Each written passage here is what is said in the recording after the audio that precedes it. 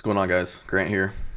Going to do my breakdown for UFC 308, Ilia Topuria versus Max Holloway. I'm going to start with the prelims, make my way up to the main card, and then the main event. So to get this started, we've got Carlos Leal Miranda taking on Renat Fakhretdinov. Going to butcher these names. So I watched a little footage of Miranda. He's got pretty good stand-up. Big guy for the division. I think he's about 5'11", thick, muscly guy, but has great cardio to go with it. Very calm on the feet. Great punches, great kicks, solid leg kicks, solid high kicks as well. Seems to take his time in fights, doesn't rush, finds his shots. Defensively sound, doesn't get hit a lot. Pretty good takedown defense. His fights against Manuel Mina. Mina looked like he was a guy they plucked out of the crowd, honestly, but looked good against the guy. Great takedown defense. Kept it standing. Hurt him on the feet. Same with this fight with Delano Taylor, David Zawada. Just kept it on the feet. Stayed disciplined behind his punches, behind his jab. So I'm thinking that he might be able to take it against Renat Fakhretdinov. I just don't think this guy's been tested before. He does have the name ending in the Av, so that does give him the help with the judges if it does go to the scorecards. But I just think at this point, somebody who's 22-1, they should be beating a Nicholas Dalby. Had a great fight with Brian Battle. That's a good one to have. Win over Brian Battle, but starts Kevin Lee in the first round. I'm not convinced of this guy just yet. And I think that I think Miranda can get it done on the feet. He's patient, applies great pressure, defensively sound.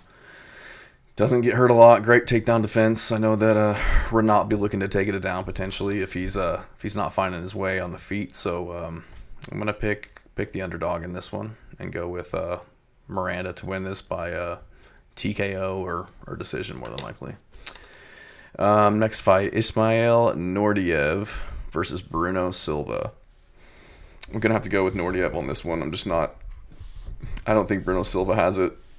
He hasn't been impressive to me in many a fight. I think that he got on into the UFC via wins over, Wellington Turman, Andrew Sanchez, and Jordan Wright. I don't rank those guys. As soon as he fought somebody who was worth anything was Alex Pereira, and he lost a decision convincingly, and then he got put out by the great Gerald Meerschaert. So does have a win over Brad Tavares, but that's not aging very well, honestly. On a 3-fight losing streak against Brendan Allen, Sharaputin Magomedov, and Chris Weidman. Granted, he did get eye gouged TKO by Chris Weidman, but Ismail Nordiev, I just think he's got more tools. I just think he's all around a better fighter, younger. What is he? He's like 10 years younger than him potentially. So I'm going to go with Ismail Nordiev to get this one done. I just can't trust Bruno Silva anymore. Up the card is Farid Basharat versus Victor Hugo. This is a tough one. Basharat's not terrible. I feel like he's mediocre. I feel like he's a point striker.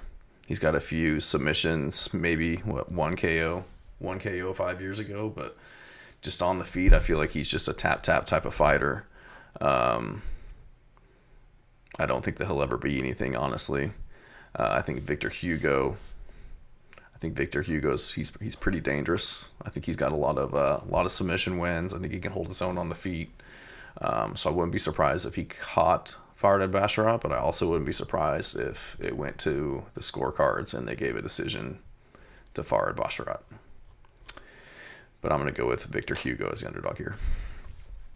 Next one up is Kennedy Nzechukwu versus Chris Barnett. This is a no-brainer, in my opinion. Nzechukwu is 6'5". Chris Barnett is 5'9", maybe. Yeah, he's 5'9", fighting at heavyweight. He's just a fat slob, honestly. Shouldn't be in the UFC. got a win over Jake Collier. That's embarrassing, but lost to Martin Buday. So unless you're John Falante, who used to fight at 185 and moved up to heavyweight, I don't see Chris Barnett beating really anybody in the UFC at this point in his career. He's 38. Again, he's 5'9", 264. Kennedy Nzechukwu, 32, 6'5". He's going to have a 8-inch reach advantage. And he's a former light heavyweight moving up to heavyweight. So moving up, fighting a bunch of bums at heavyweight. He did lose to Open St. Preux, which is not a good look. But before that, he lost by TKO to Dustin Jacoby, which isn't a bad look, honestly. But smart money's on Nzechukwu. And that's who I'm going to go with. Next one up, not really sure on this one. Abusupyan Magomedov. Abus. I just feel like whenever this guy gets tested, he loses. He was given a cakewalk in Dustin Svoldsfist to start his UFC 10-year off. Then he was fraud checked by Sean Strickland. Lost a decision to Cal Baralho. So going to decision with him, not getting finished. Not a terrible thing to see, but then he goes to a decision with Warley Alves. In my opinion, if you're going to a decision with Warley Alves at this point in your career, it's not a good look. Bruno Ferreira, I've been pretty impressed with this guy. Won TKO, his Dana White Contender Series, and then he came in and shocked me with a KO over RoboCop, Gregory Rodriguez. He did get caught by Nursultan Ruzaboev, who's also 6'5", 170. Move up in weight, you weight bully. You shouldn't be 6'5" and fighting at welterweight or 185. Sorry, but then you got to win over Phil Hawes, KO'd him. Everybody KOs Phil Hawes, though, so not that impressive in my opinion. And then spinning back elbow, Dustin Solsfus again. Who doesn't beat Dustin Solsfus? But I'm going to go with, Bruno Ferreira. Got a lot of submissions, great ground game. Stockier guy. He's the Hulk. He's got power in his hands. I just think that Abusupyan, if the fight doesn't go his way from the beginning, he just kind of crumbles and he fades. We saw that against Strickland, so I just don't think he has the tenacity to bring it to Bruno Ferreira, honestly. So next fight, Mateusz Rebecki versus Mikdebek Oralbai. This is a weird one. I think this is a catchweight. They're doing a catchweight at 160 for this one. Oralbai, who's he really fought? Uros Medic. I think he was not doing very well in that fight, and then got a neck crank, and then he gets a unanimous decision over Elvis Brenner, which is a good win. Elvis Brenner's no slouch. He did just lose to Joel Alvarez, but Elvis Brenner's a good win to have. Mateusz Rebecki, he's just kind of a wrecking ball. He's kind of running through his opponents until he got fraud checked by Diego Ferreira. So I don't know how he's going to recover from that, but I just think Rebecki, I just think he's too big. He's too strong, too explosive. I think he's going to learn from that last fight against Diego Ferreira. He's going to take his time in this one. He's going to maybe not throw every punch as hard as he possibly can for the first 7.5 minutes of the fight and gas himself out. So I think if he doesn't do that, he can catch Oralbai on the feet or hurt him or get him to the ground and get a submission. So I'm going to go with Mateusz Rebecki in this one. Next up, Jeff Neal versus Rafael Dos Anjos. I'm rooting for RDA. I hope he wins. Used to love watching RDA, but I mean, he's on like a 4-fight lose. No, he's not. He's 3-3 and 1 or 1-3 out of the last 4 fights. His only win to Brian Barberena, and who doesn't beat Brian Barberena? Does have a win over Carnero, Money Moicano, but that was what? That was 2 years ago. That's not a bad look, but got KO'd by Rafael Fiziev. I know he took that fight on short notice. Round 5, took him into the round 5. But not a terrible loss to have on your record, but then he loses to Vicente Luque and Mateusz Garamot. But again, those guys are the elite at 170. So we'll see. Jeff Neal. Jeff Neal's not awful. He's got some good stand-up, good hands, a lot of power. There's no shame in losing to Shavkat Rakhmonov and Ian Gary at this point. So I just think Jeff Neal's too young. He's too big. He's too strong for RDA. I think he can defend the takedowns, and I think he can hurt RDA on the feet. So I think he's going to win by KO or decision, more than likely. Next up, Rafael Cerqueira versus Ivo Islam. I'm going to go with the UFC newcomer, Rafael Cerqueira. Big dude, 6'3", 205, undefeated, 11-0. Nothing but KO, submissions, finishes on a record. What's he got? He's got maybe one decision on his record. That was over 2 years ago. So I'm just not impressed with Ivo Islam. He lost to Anton Turkalji, which, again, I don't think that's a very good look, honestly. Beat a guy in the Contender Series and then beat Anton Turkalj, but, I mean, again, he should be beating Anton Turkalj. So I'm going to go with Rafael Cerqueira to win this one. KO or decision. Next up, Sharaputin Magomedov versus Armen Petrosyan. I think Shara Magomedov is overrated. I think that he's been fed a bunch of cans his entire career. Came in Bruno Silva, decision. Antonio Tricoli, TKO'd him. Mikhail Olechechek got a decision. So I just think he's very overrated. I think that as soon as he gets somebody who's elite, and I'm not saying Armen Petrosyan is elite by any means, but Armen Petrosyan is not a slouch.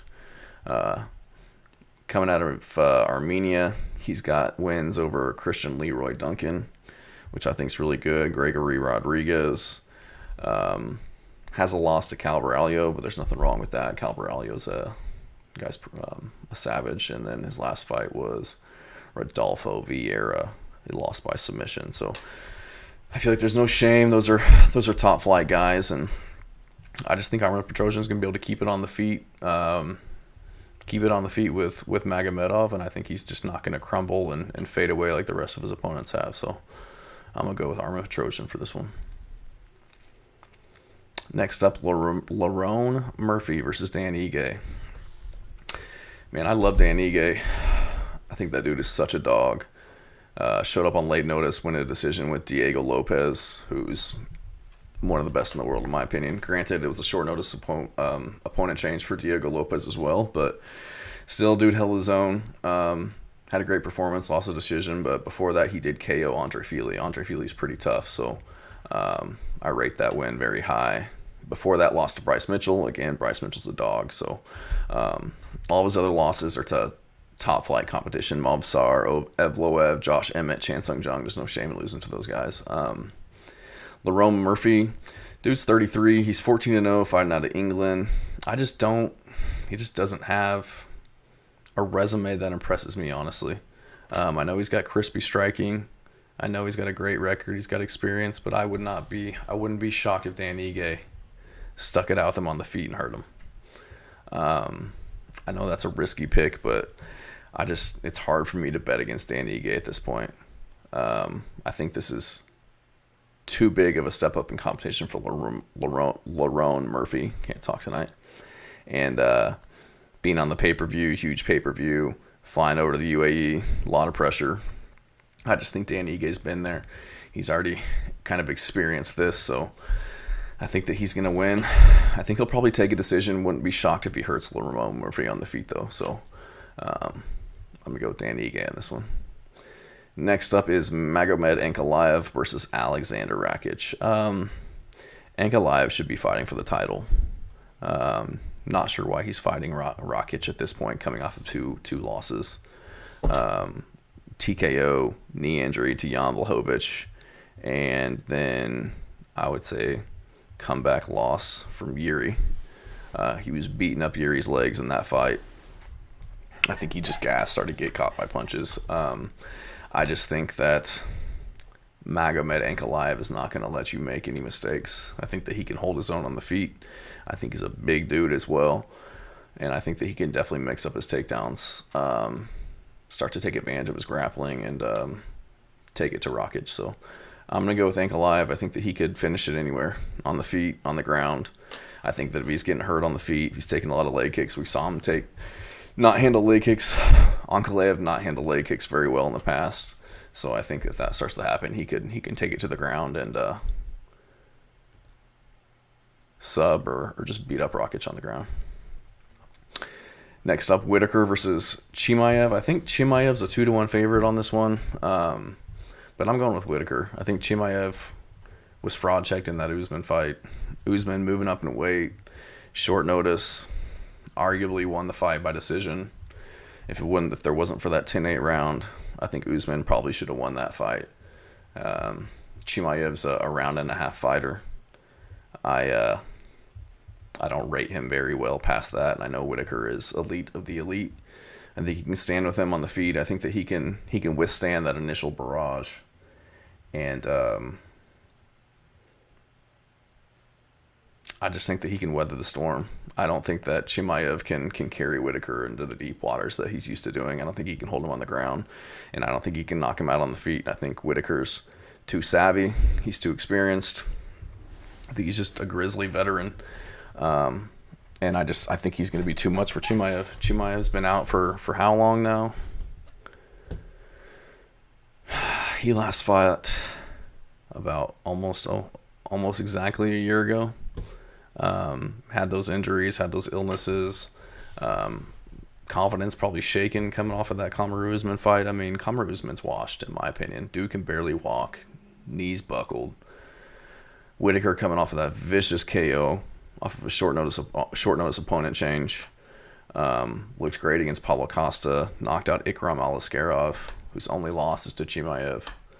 So I'm gonna have to go with the dog on this one with Robert Whitaker. I just can't bet against him. I just think he's gonna be too much for Chimaev. And finally, to the main event. Love Max Holloway to death. One of my favorite fighters. Such a dog. One of the best to ever do it. But I just think that Ilia Topuria is going to be too much for him. I think Ilia Topuria is the whole package. Dude's got crispy hands, power on the feet,